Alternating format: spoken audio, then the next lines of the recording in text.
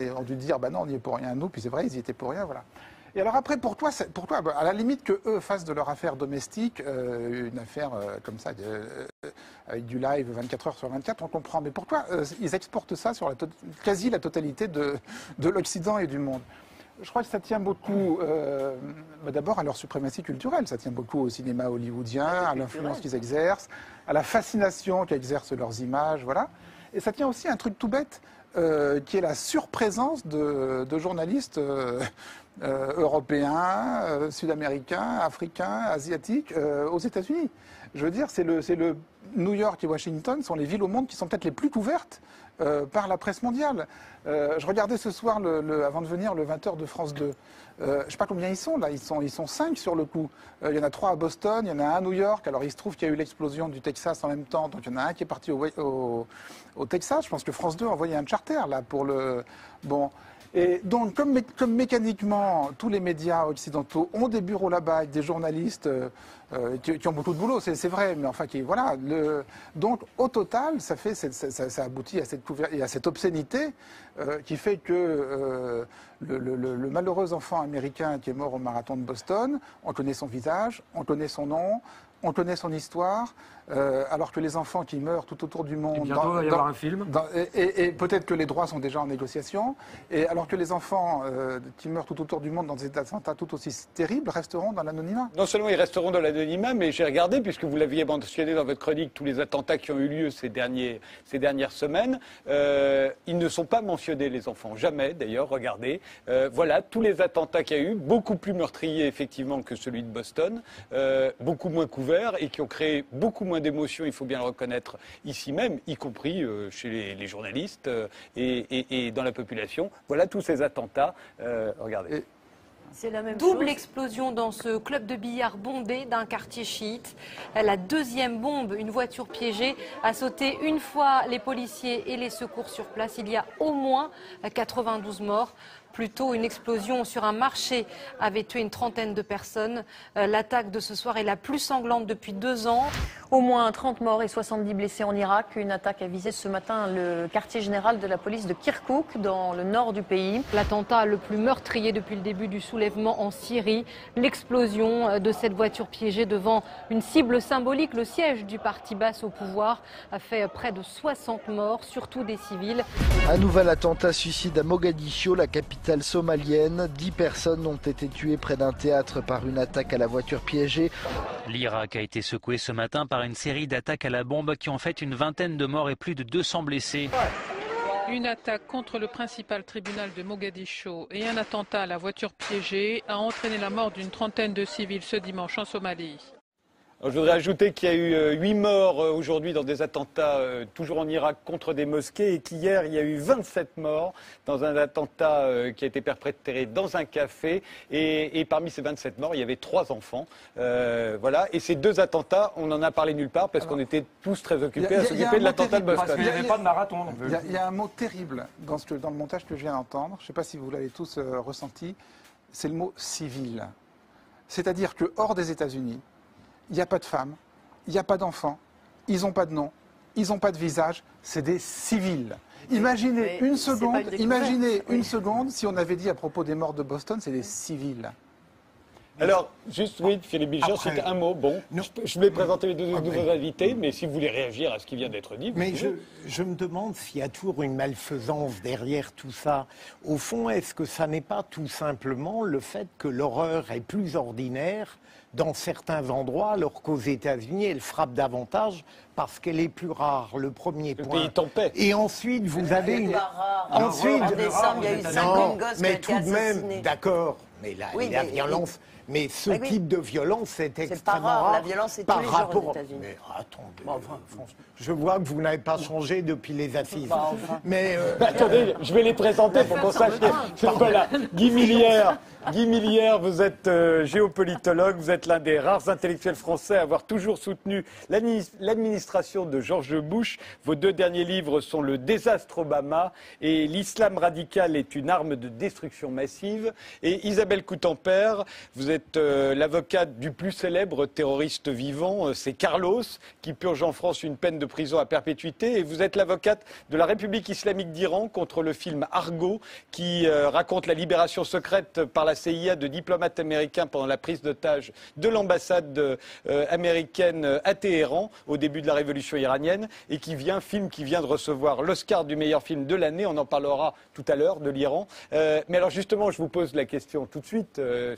À partir de quel moment pour vous, Isabelle Coutempère, le terrorisme, qu'est-ce qui le déclenche plus exactement? Qu'est-ce qui déclenche le terrorisme et qu'est-ce qui peut, à vos yeux, je n'allais pas dire le justifier, mais l'expliquer? Alors, je trouve que ça aurait été bien de poser la question aux compagnons de la Libération, par exemple. Alors, je ne sais pas s'il y en a qui sont encore vivants. Il y en a. Oui, il y en a. Ben voilà, c'est à eux qu'il faut demander. Moi, je ne suis pas compétente. Je peux seulement rappeler, comme tout le monde le sait, que c'est un mot qui dit quelque chose d'un côté d'une frontière, autre chose de l'autre côté de la frontière, qui dit quelque chose en 40 et qui dit autre chose en 46, qui dit quelque chose en 59 ou en 60 et qui dit autre chose en 62. Parce que voilà, il y a des terroristes qui ensuite sont décorés, ils sont au pouvoir. C'est ça, c'est l'histoire, c'est la relativité de l'histoire. Je suis relativiste et je dirais peut-être aussi révisionniste. Guy Millière? Je trouve que ce qui vient d'être dit est monstrueux. Je pense que comparer les résistants français, comparer des gens comme Jean Moulin à des terroristes qui assassinent des femmes, des enfants d'une manière indiscriminée est proprement monstrueux, inadmissible. Je laisse ça de côté. Vous voulez dire pour vous, juste pour qu'on comprenne bien, que du terrorisme, un attentat aveugle, ça n'est pas la même chose qu'un attentat contre des militaires. Oui, exactement. Les résistants ne peuvent pas être comparés. Était traité de terroriste par les Allemands. Oui, mais les Allemands étaient nazis, les Allemands étaient totalitaires, les Allemands étaient l'auteur d'un génocide. C'est vrai que les résistants étaient traités de terroristes par les Allemands. Oui, mais ça n'est pas pour autant que ça légitime la position des Allemands. Et par rapport à ce qu'a dit Daniel Schneiderman, je voudrais dire, effectivement, quand il y a un attentat aux États-Unis ou quand il y a un attentat en France, on en parle beaucoup plus. Pourquoi? Parce que ce sont des attentats qui frappent des démocraties, qui frappent des sociétés de liberté. Quand il y a des attentats, quand il y a des attentats dans des pays qui sont des États faillis, je dirais qu'hélas, il y a une accoutumance qui se fait au terrorisme et une banalisation du terrorisme que je ne justifie aucunement. Je la regrette, mais c'est un fait où nous sommes dans cette situation-là. Et Guantanamo, c'est démocratique. Je voudrais quand même finir une seconde, si on peut me permettre.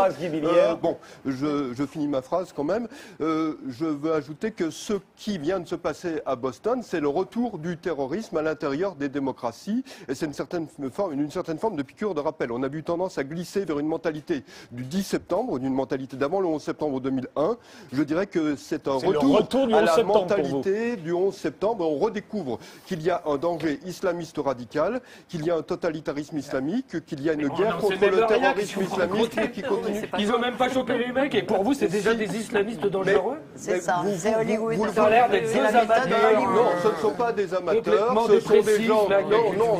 Non, vous excusez trop facilement les choses. Si vous avez les informations correctes... des informations, c'est louche. Non, j'ai des informations, effectivement. C'est les néocons qui savent... Non, oui, bien sûr, dites ce que vous voulez, je m'en fiche.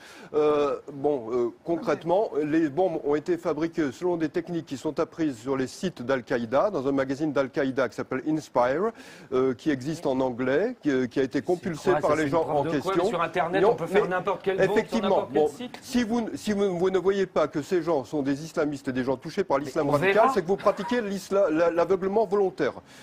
Et vous pratiquez un aveuglement volontaire dangereux, parce que cet aveuglement volontaire, il a régné tous ces derniers jours. Tous ces derniers jours, on a dit que c'était l'extrême droite. Mais vous êtes quasiment tous les attentats de ces dernières années, ce n'était pas l'extrême droite.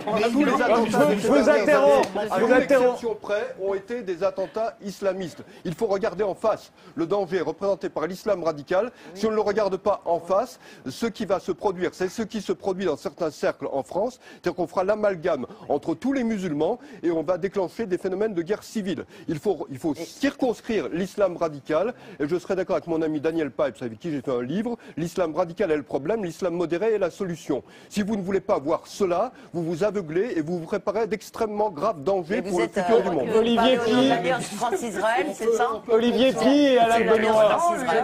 Je ne suis pas conspirationniste du tout. Il y a quelque chose quand même dans cet attentat de Boston qui me trouble, c'est l'absence de revendication. Alors ça, je crois que ça peut arriver après, vous savez, parfois. J'ai peut-être pas toutes les informations, mais pour l'instant, ce ne sont pas de dangereux islamistes qui ont fait cette revendication. Il n'y a pas de revendication. Ça, je trouve ça un peu effrayant. L'idée qu'il puisse y avoir une violence pulsionnelle, quasiment sans raison, ou qui cherche une raison, qui ne trouve pas de raison. Dangereux. Et ça me ferait, je pense que c'est quand même digne d'être scruté, d'être écouté, d'être questionné. L'idée que on puisse arriver à un niveau de violence qui n'a plus aucune revendication. Alain Benoît. Oui, c'est intéressant. Oui. C'est un fait historique que tous les terroristes ont été considérés comme résistants par leurs partisans et comme terroristes par leurs adversaires. Il n'y a pas besoin de se référer à l'occupation française pour ça. Prenez toutes les guerres anticoloniales, prenez la fondation de l'État d'Israël qui a fait abondamment usage du terrorisme, prenez tous ces événements, non, les exemples sont innombrables. Deuxièmement, nous revenons, j'aurais surtout une pensée pour Bobby Sands. C'était l'humour. Oui, je l'avais bien compris. Ça s'est pas vu. Continuez, Alain Benoît. L'humour 7. Si je comprends bien, pour Guimilière, le terrorisme est surtout très méchant quand il touche des civils. Donc je suppose que vous condamnez bien entendu les massacres israéliens de Deir Yassin, que vous condamnez évidemment l'usage des drones par des fonctionnaires qui dans leur bureau de Washington, comme dans des jeux vidéo, appuient sur des boutons pour massacrer des familles entières à l'autre bout en Afghanistan. Mais là encore, c'est la même chose qu'avec les années 30. La comparaison, c'est vrai, vous avez raison, la dramaturgie est tout à fait comparable au 11 septembre. Ça n'a aucun rapport, ni par l'ampleur, ni par l'objectif. Ça n'a aucun rapport. Karl Marx disait très justement que l'histoire, quand elle revient toujours comme farce. C'est pas une farce, bien entendu. Il y a 3 morts, dont un enfant, ce qui est évidemment beaucoup trop, mais c'est tout à fait évident que ça a été commis par des charlots et des amateurs qui étaient avec leur sac à dos contenant leur coquette mine et qui paradaient devant les caméras de surveillance. Hein. C'est pas des professionnels. C'est pas des professionnels. Françoise Bechtel et Philippe Bilger. Je crois que quand même dans ces affaires, il faut toujours garder l'esprit ouvert, l'esprit éveillé et un esprit d'analyse. Si quelque chose a fait de nous des citoyens formés et éclairés, nous ne le sommes jamais assez, c'est la volonté de chercher quelle est la raison, quel est le quid derrière quelque chose. Aujourd'hui, nous ne savons rien derrière cela. Alors nous disons ce qu'il y a eu à Boston. En disant, ça doit être le djihadisme. Pourquoi pas? On fait la louche, on n'analyse pas.